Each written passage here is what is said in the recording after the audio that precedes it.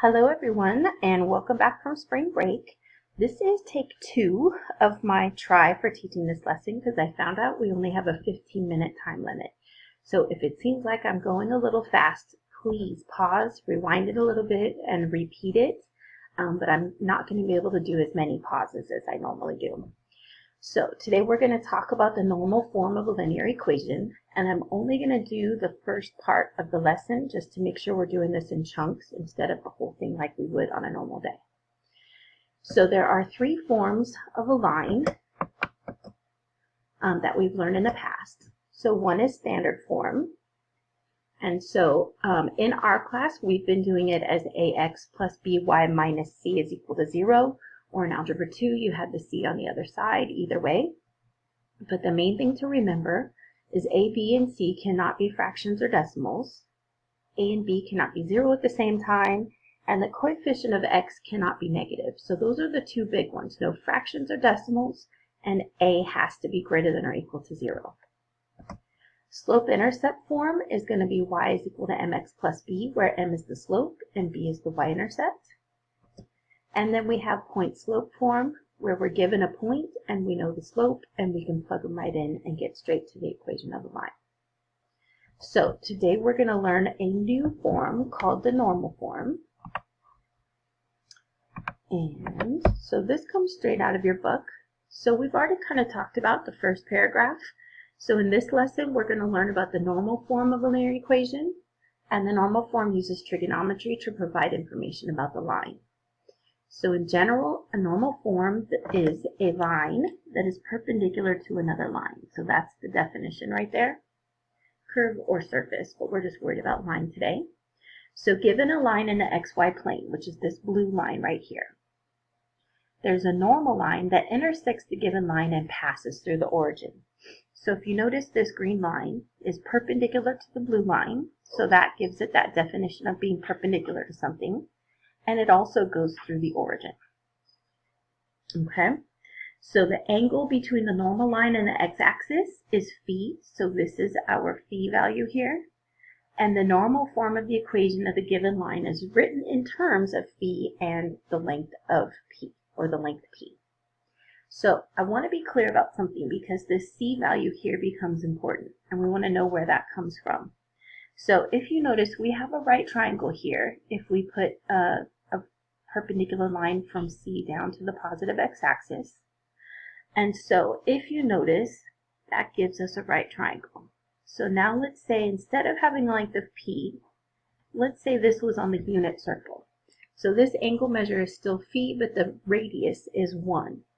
So if it's on the unit circle, then this side has a length of the cosine of phi, and this side has a length of the sine of phi, because x represents cosine and y is represented by sine.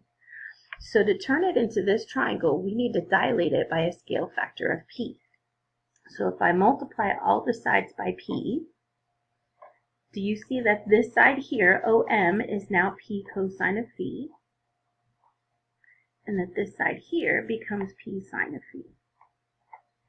So that's why this point here is p cosine of phi steps to the right and p sine of phi steps up.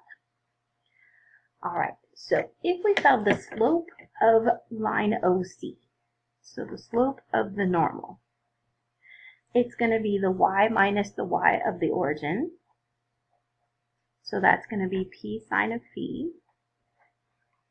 minus 0 over the x part minus the x part of the origin, so p cosine of phi minus 0. So if you notice, the zeros don't really matter, which means then the p's can cancel, and we get sine of phi over the cosine of phi.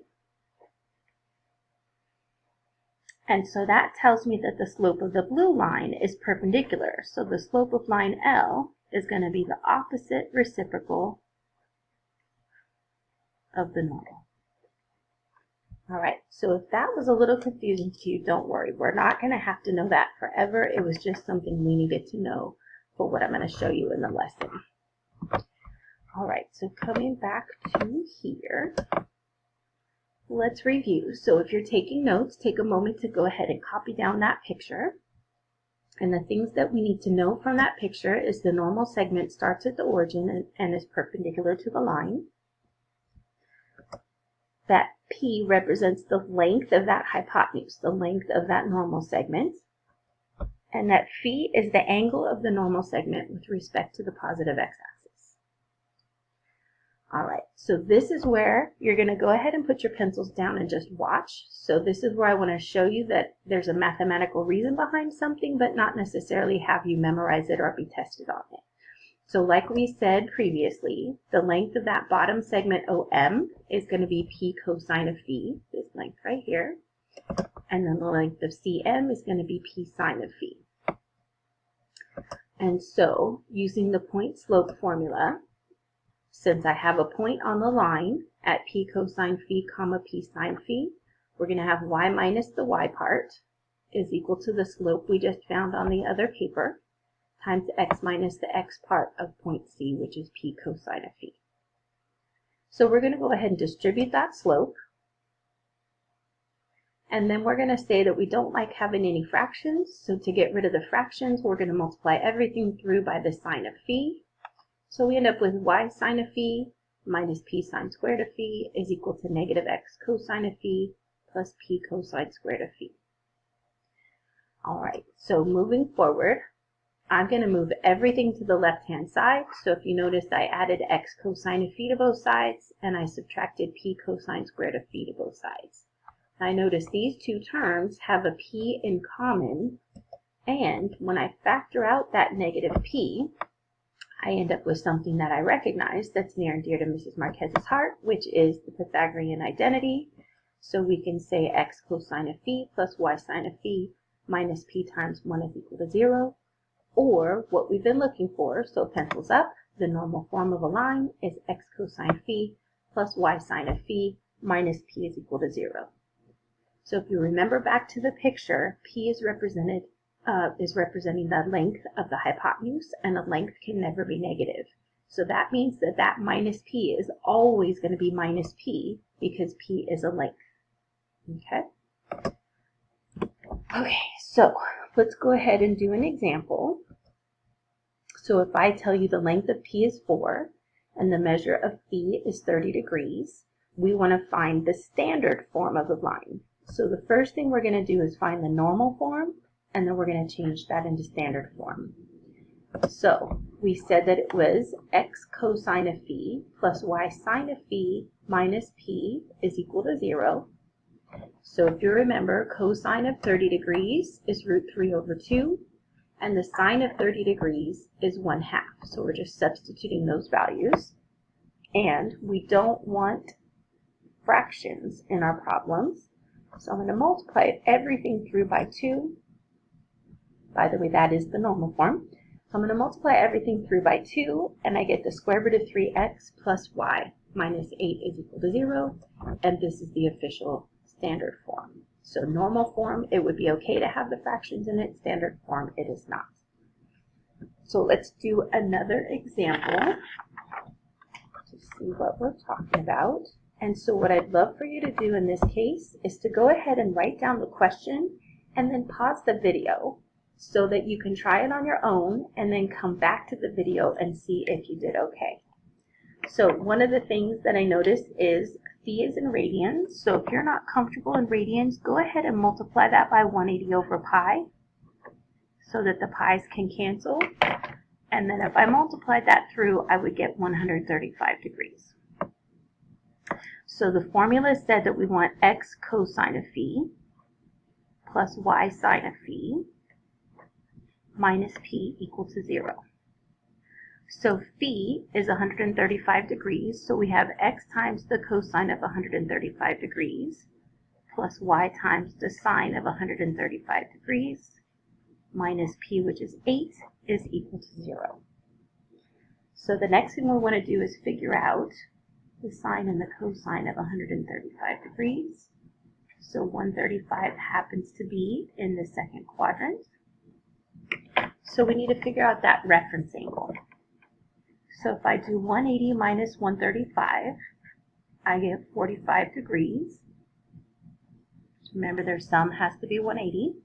So that means this is a 1, this is a negative 1 because it's to the left, and this is the square root of 2 because this is a 45, 45, 90. So looking at that triangle, the cosine of 135 is going to be negative 1 over root 2, which is negative root 2 over 2.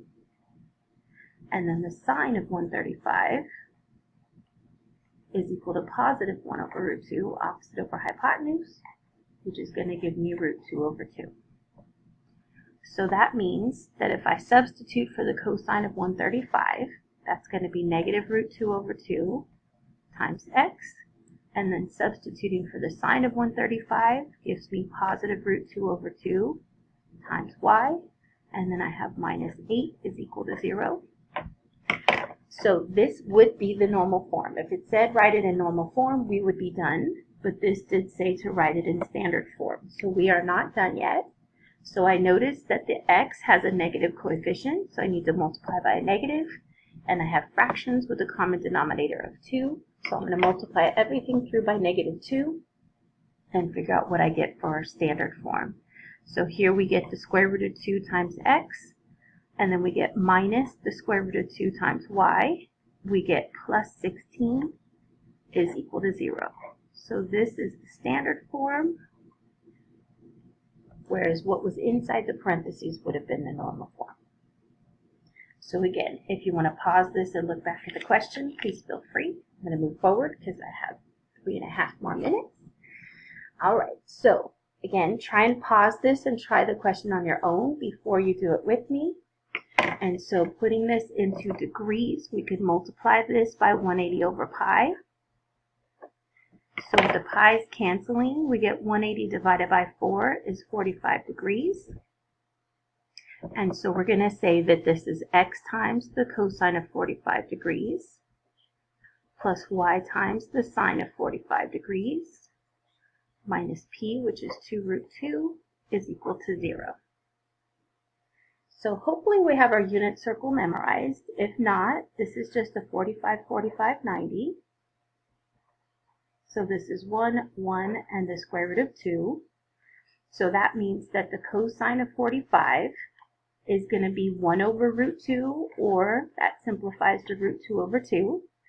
And the same for sine. It would be 1 over root 2, which simplifies to root 2 over 2. So if I substitute that in here, that means that I have the square root of 2 over 2 times x plus the square root of 2 over 2 times y minus 2 root 2 is equal to 0. Okay, so to put this into standard form, we can't have any fractions, so I'm going to multiply everything through by 2. And when I do that, I get the square root of 2 times x plus the square root of 2 times y minus 4 times the square root of 2 is equal to 0.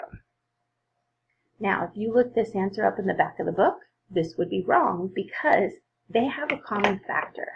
So let's go ahead and divide out that common factor of the square root of 2 because we want it in its simplest form. So if I divide everything through by the square root of 2, then that means that we have x plus y minus 4 is equal to 0. So that would be the standard form of the line. All right, so I do not have an expectations page on here, so just go ahead and read the assignment instructions to know what problems to do out of the book, and I will try and post the PDF for you. But again, know that I miss you, that I love you, and I can't wait to see you, and I hope you had a nice break.